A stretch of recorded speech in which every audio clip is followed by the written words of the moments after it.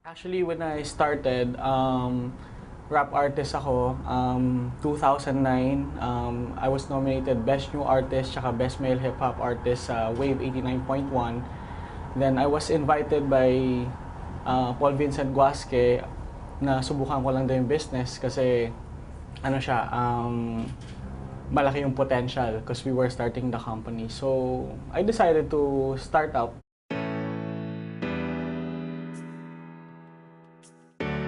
Na akala nila hindi totoo, which is nung nagsimula ako, ganun din yung naiisip ko. Kala ko rin imposible, kala ko hindi totoo.